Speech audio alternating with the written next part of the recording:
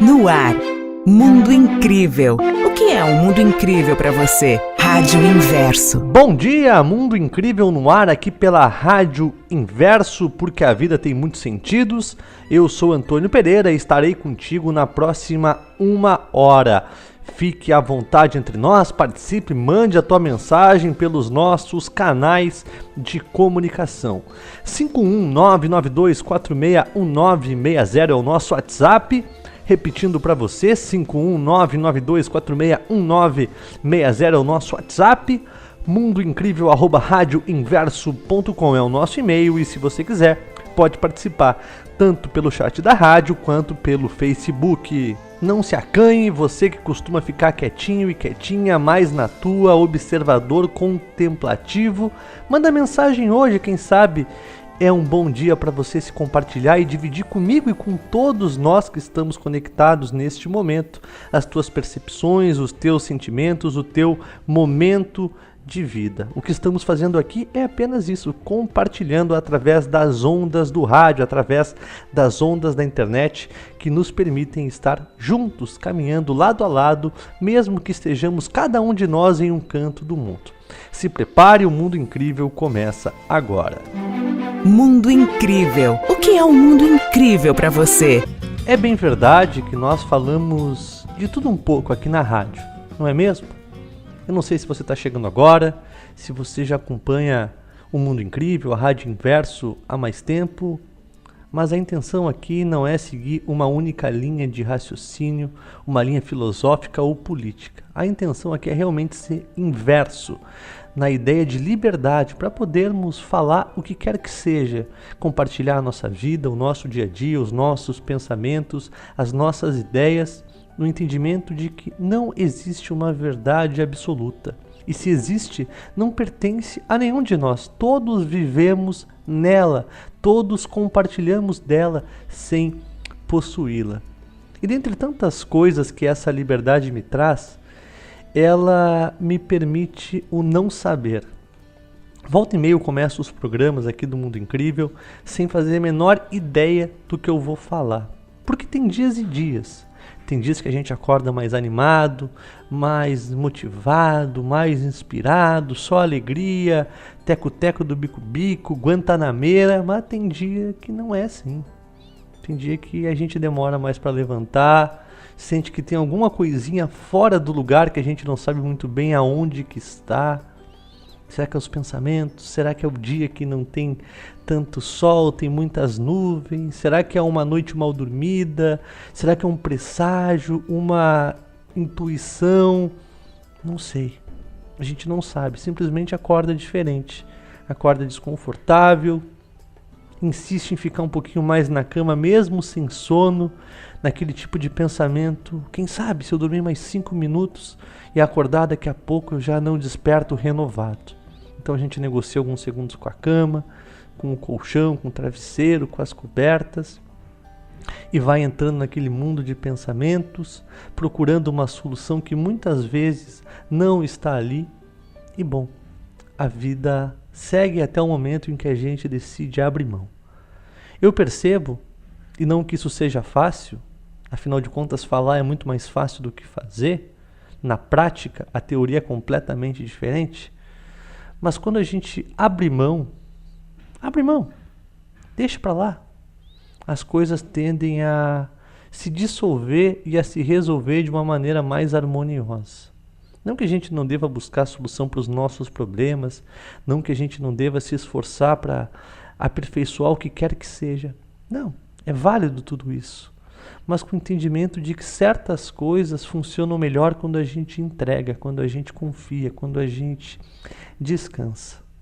E a vida, para mim, é um grande mistério. Existem aí os sábios que falam que a vida só é um mistério para os ignorantes. E bom, eu me vejo assim, um ignorante diante de tanta complexidade da vida. A vida, para mim, é incrível e complexa. Nas pequenas coisinhas, uma gota de água é completamente estruturada com fórmulas químicas, físicas. Nossa, é um mundo à parte.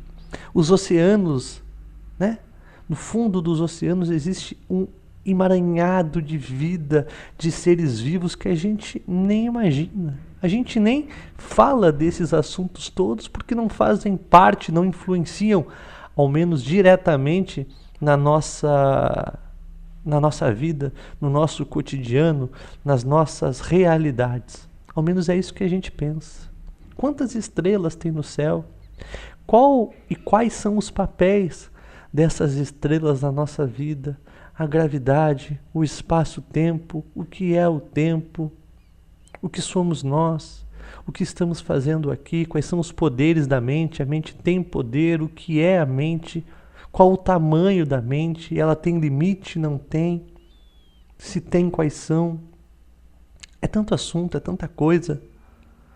Deus, o infinito, o cosmos, o nada, o eterno agora. São tantas coisas, são tantos temas que se eu ficasse elencando aqui para você, a gente passaria 2 blocos só listando assuntos e mistérios da vida extraterrestres. Mas o que eu quero falar contigo nessa primeira parte é um sentimento que me fez lembrar de uma vizinha que eu tenho aqui no prédio. Ela é uma senhorinha, mora no primeiro andar, deve ter algo por volta de 80 anos. E se não tem 80 anos, pelo menos aparenta ter. Pelas dores da vida, pelas cicatrizes, as marcas que o tempo lhe causou. Ela tem uma estatura mediana, é da minha altura, não é alta nem é baixa, meio termo. Tem cabelo claro. Usa sempre um vestidinho meio amarelinho assim, gasto, antigo, que me parece ter alguma memória afetiva.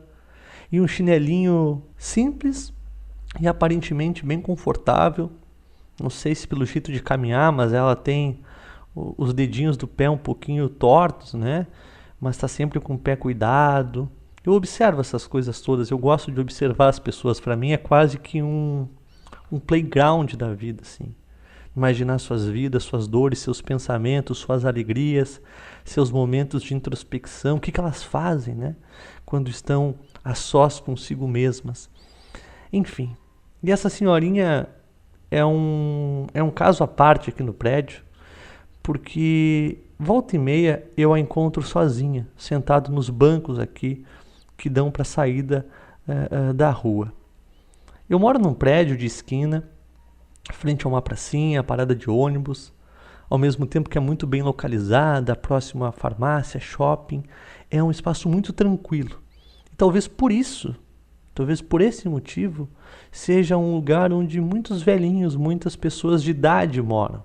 Aqui no meu andar, por exemplo, fora eu e uma outra vizinha, um outro vizinho, todo mundo é de idade. E aqui no prédio, em geral, a maioria das pessoas tem mais idade, são da maioridade. Mas essa senhorinha é um caso à parte. Porque as outras senhorinhas em si conversam, compartilham, fofocam, batem papo lá embaixo e ela sempre fica um pouco fora desse grupo. Mesmo presente ali, sentado com elas, dá para ver que ela está um pouco fora, está um pouco distante. E isso sempre me chamou a atenção. E eu até já comentei sobre ela aqui para você. Essa senhorinha mora sozinha, ela perdeu já há alguns anos, mas para ela parece ser bastante recente, o marido e a filha. E basta que a gente dê alguns minutinhos do nosso dia, alguns segundos para perguntar como ela está, que a gente vai ouvir ela dizer sobre a filha, sobre o marido e sobre como a vida levou dela tudo que ela tinha. Tudo.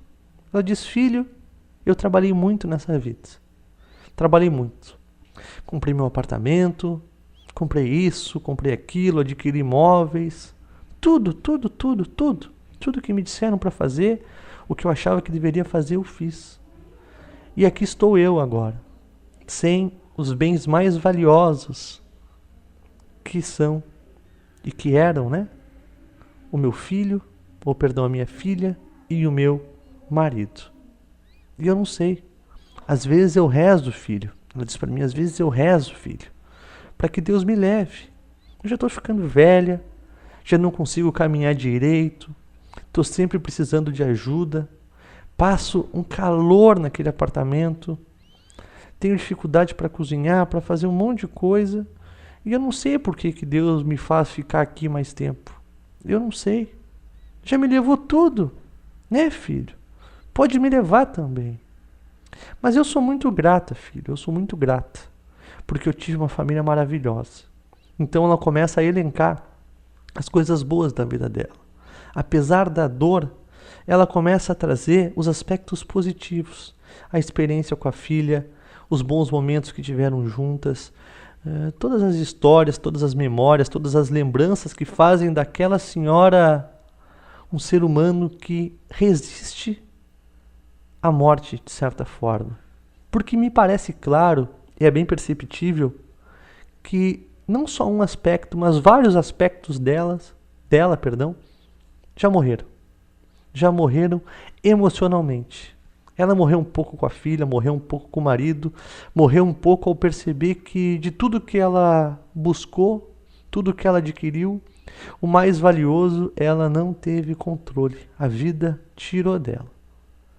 Mas ela permanece pela gratidão, permanece na percepção de que ainda assim foi bom.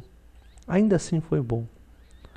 Eu vejo muitas perguntas sem respostas naquela senhora, e quando imagino a sua vida, quando está sós no seu apartamento, ou ali sentada no banquinho da rua, me parece claro que essa senhora vive no tempo. Vive no tempo, no passado. Provavelmente no passado e na projeção do que seria o futuro com aqueles que ela ama. A vida passa muito rápido, a morte é certa, mas a gente vive como se ela não existisse. Aquele bom e velho pensamento, viva hoje como se fosse o último dia, é um clichê batido que pouquíssimas pessoas no mundo levam a sério, levam à risca. Até porque é difícil. Se fôssemos viver todo dia como se fosse o último dia, ninguém faria nada do que faz. Todos nós mudaríamos o rumo. Pegaríamos uma mochila e caminharíamos para o mar, para o alto das montanhas, junto daqueles que nós amamos. Viveríamos em maior liberdade. Vivemos como se fôssemos eternos.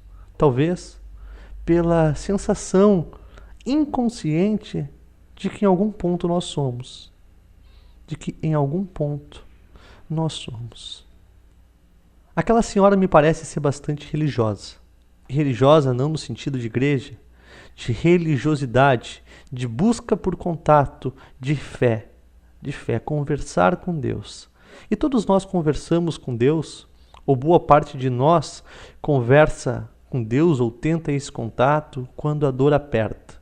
Quando está tudo bem, a gente nem pensa nisso. Fala, muito obrigado, legal, vamos embora, uhul, alegria pura.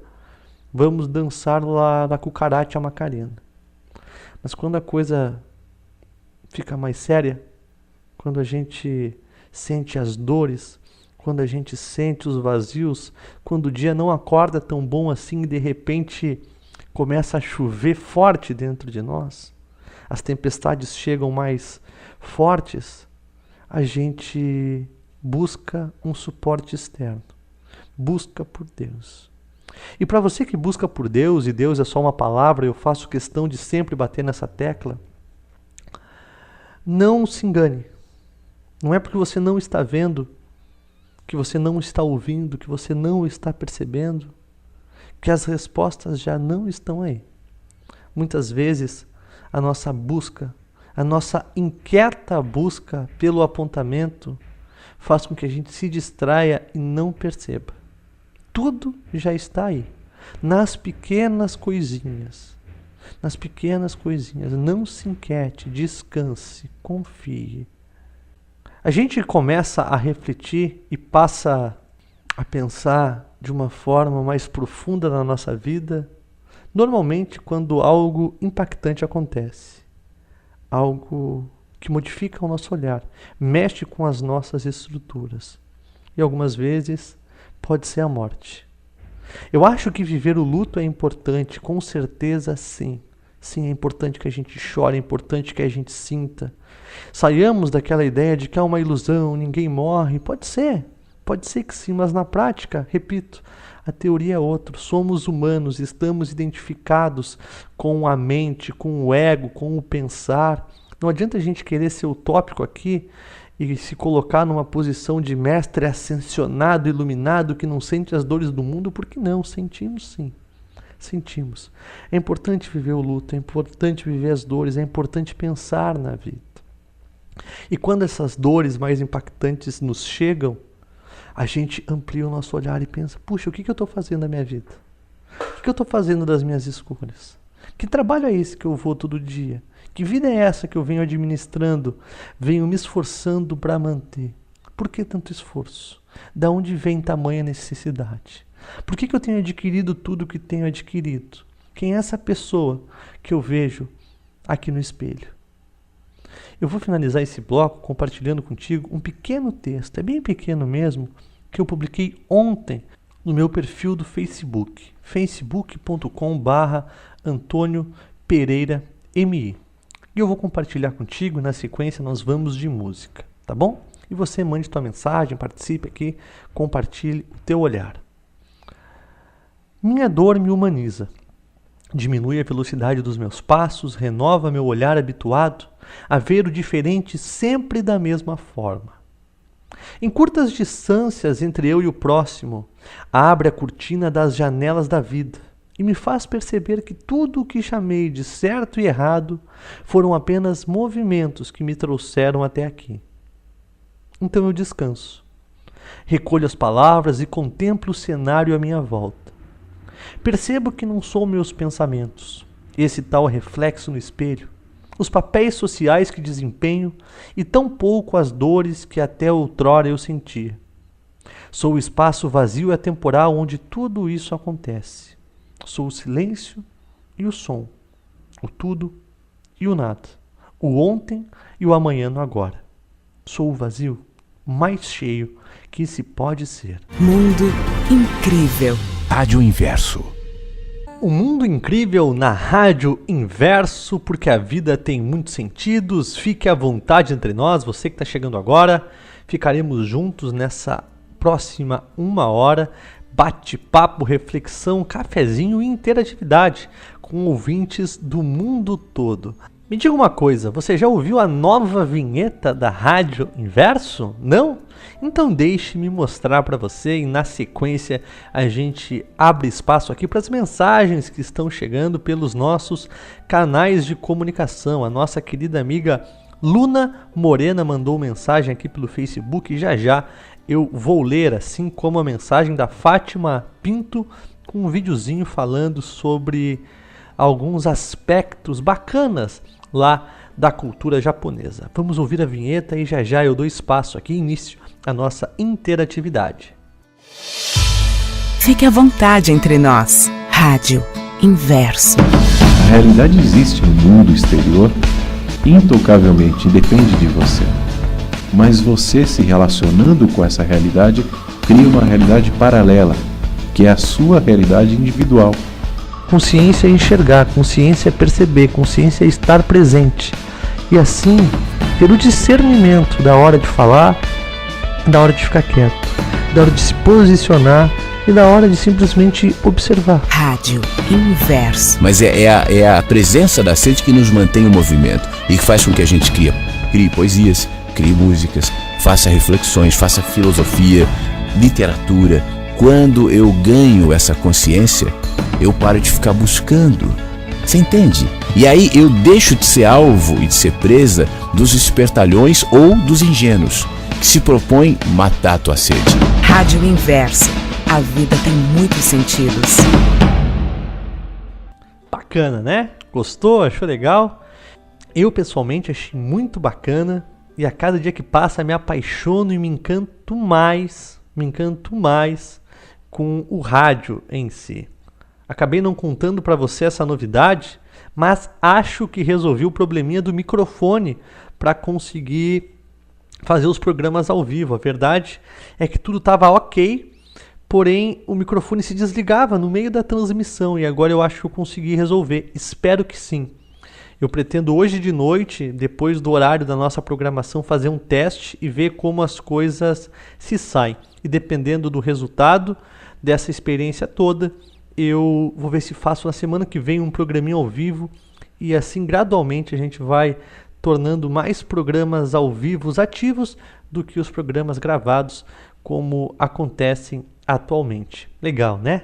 Que bacana, estou bem animado, bem entusiasmado com essa possibilidade e probabilidade de programa ao vivo.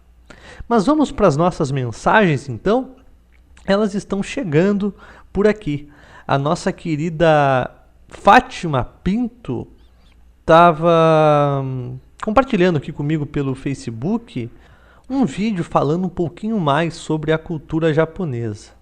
Eu não tenho como reproduzir vídeo aqui por motivos óbvios e o áudio ele não é dublado, senão eu poderia fazer também, né? Tem uma legenda aqui durante todo o vídeo.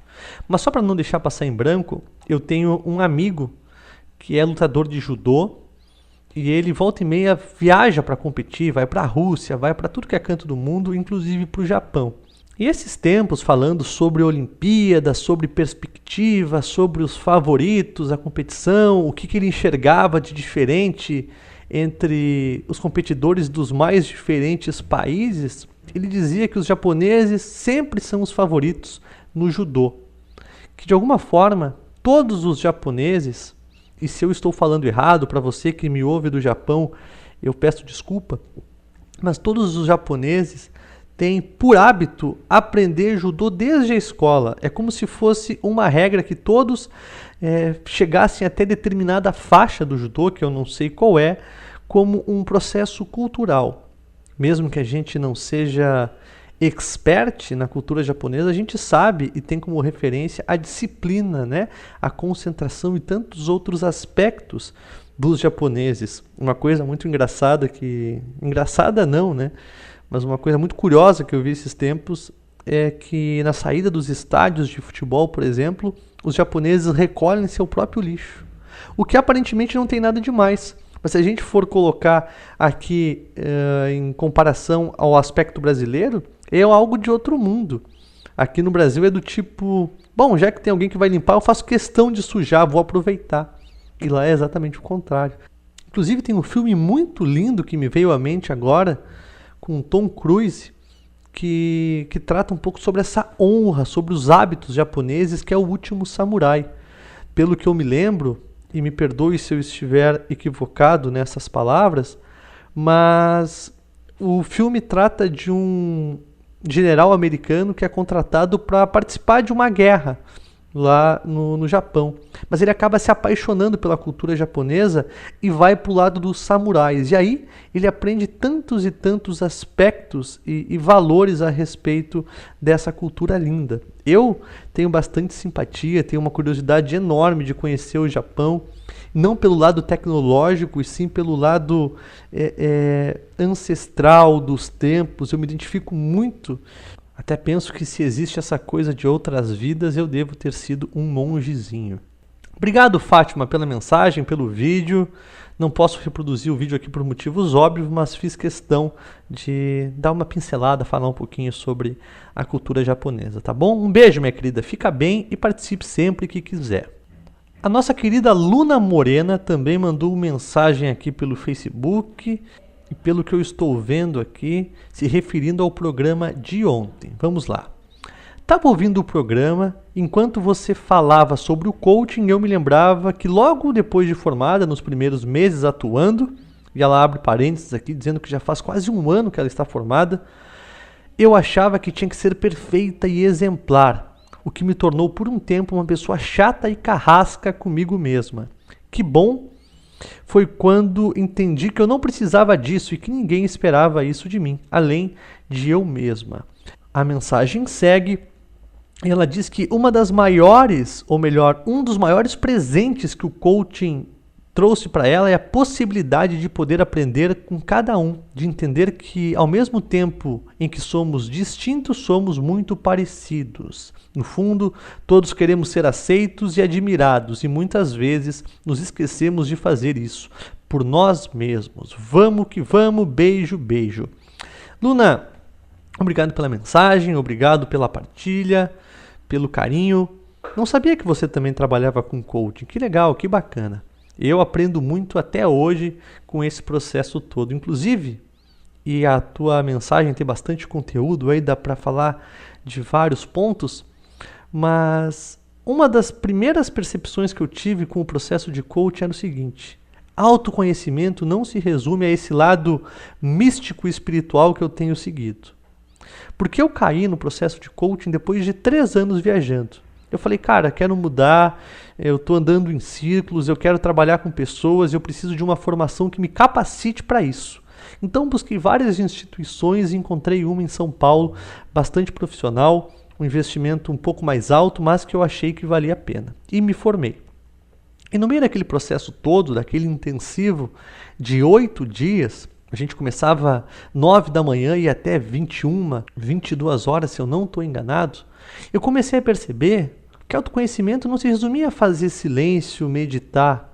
Tinha também muitos aspectos sobre a minha mente, sobre as minhas crenças limitantes, os meus valores, porque eu faço o que eu faço, uma dose de filosofia e reflexão mais direta, mais assertiva, mais estruturada. Onde é que eu estou? Por que eu estou aqui? Para onde eu quero ir? Como eu faço para chegar lá? Então, de repente, eu percebi que aquela palavrinha tão clichê na nossa vida, é impossível, não é tão verdadeira assim. Muitas coisas que me pareciam impossíveis, inalcançáveis, se tornaram mais fáceis de experienciar depois que eu fiz o processo de coaching, porque tudo me passou a ser uma questão de organização e direcionamento. Tudo uma questão de organização e direcionamento, ação. O que eu preciso fazer, quando é que eu vou fazer, eu faço e ponto. Pode ser que nos caminhos da vida as direções sejam outras e eu vá parar do outro lado do mundo. Mas se eu não sei para onde eu estou indo, de que forma eu vou saber que cheguei lá quando isso acontecer? E até hoje aprendo com coaching, até hoje.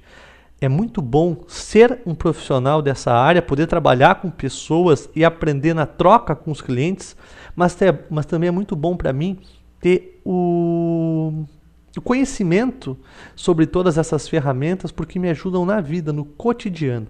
Esses dias mesmo, uma moça me mandou mensagem perguntando sobre coaching.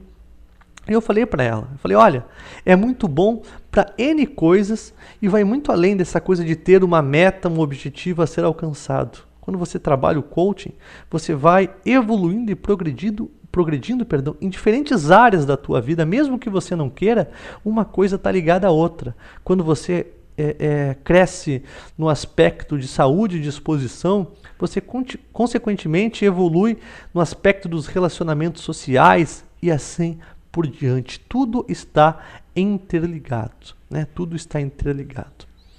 Mas você sabe, Luna, que uma das coisas que você falou aqui e me chamou a atenção logo de cara foi essa coisa da cobrança, né?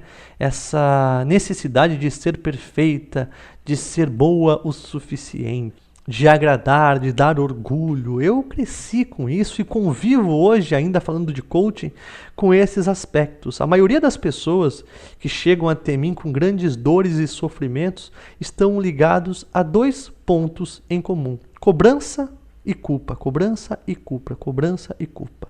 Muita coisa se resume nesses 2 pontos. E eu senti isso na pele porque eu fui educado de uma forma bastante rígida pelo meu pai. Inclusive em conversas de família, batendo papo, tomando café, ele já disse isso para mim. Eu te eduquei de alguma forma para dar satisfação para o meu pai, para o meu avô no caso, para mostrar para ele que eu conseguia ser bom, por aspectos e por razões que só o meu pai pode ser. Então ele me cobrou muito, me cobrava em tudo.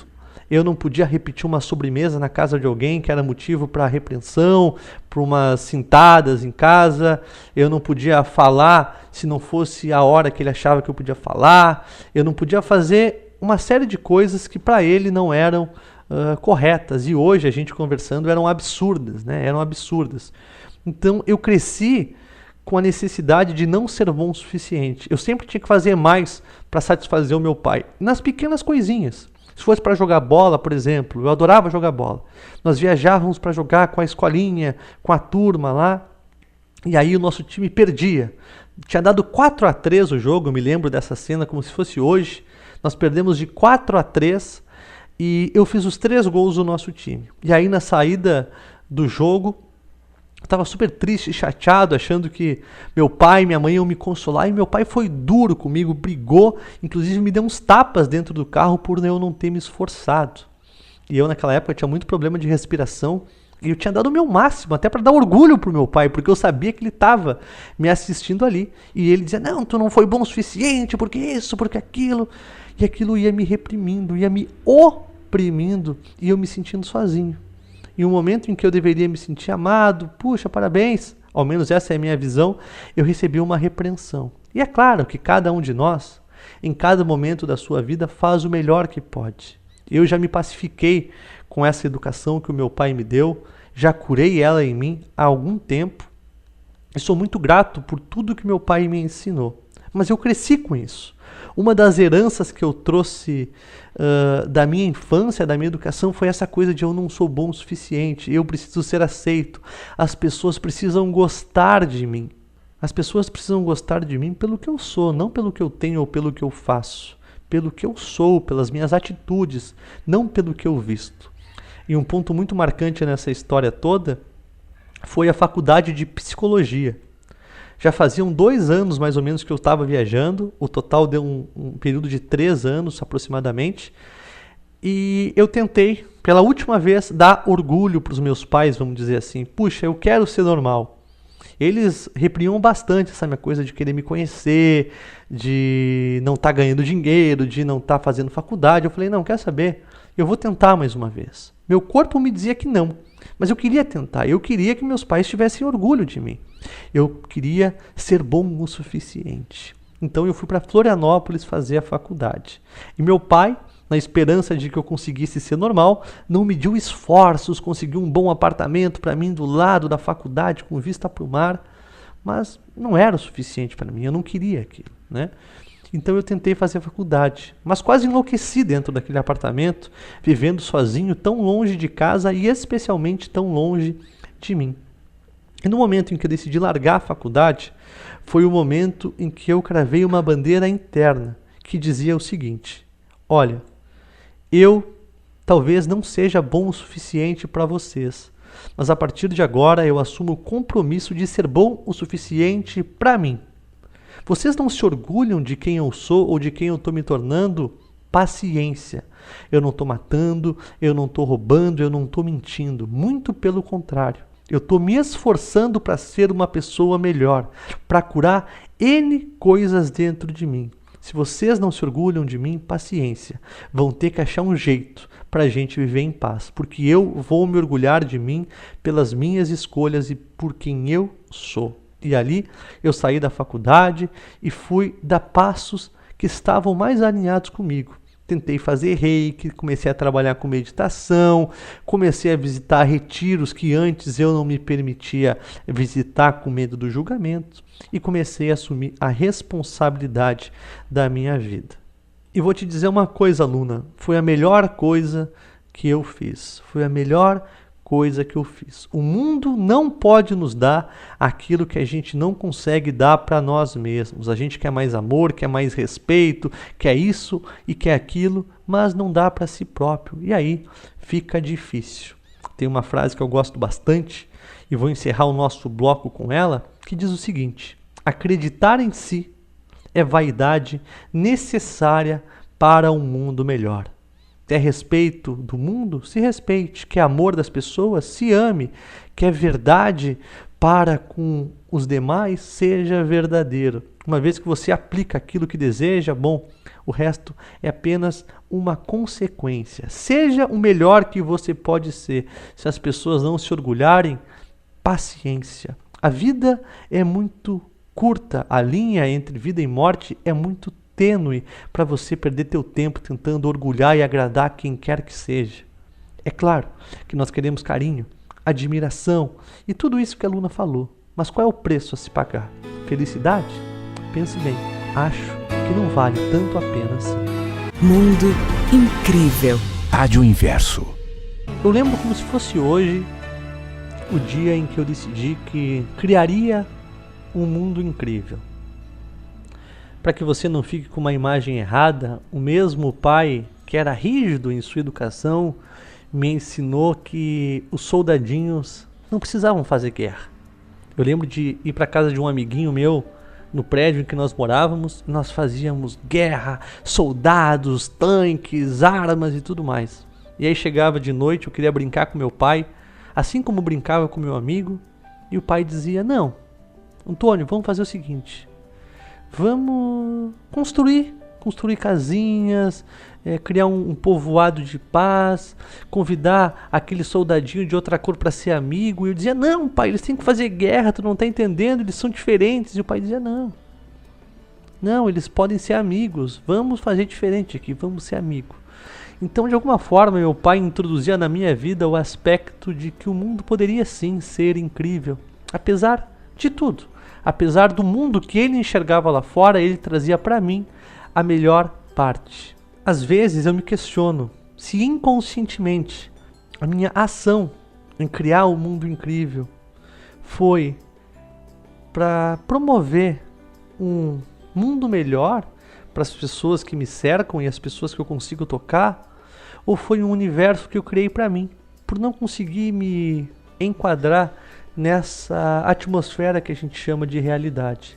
Talvez eu tenha criado uma bolha onde amor, carinho, tudo isso que a gente sabe bem, estão mais presentes. Enfim, um universo onde os soldadinhos não lutam. E dentre tantas coisas que eu pensei no mundo incrível, eu pensava que eu queria um jornal com notícias boas, diferente desse que a gente está tão habituado a assistir na televisão, que só repetem informações. Esses dias eu estava mexendo na internet, no YouTube, e vi um debate entre o Enéas e o Lula. E em determinado ponto, eu não sei qual deles fala, que a realidade do Brasil só está assim por isso.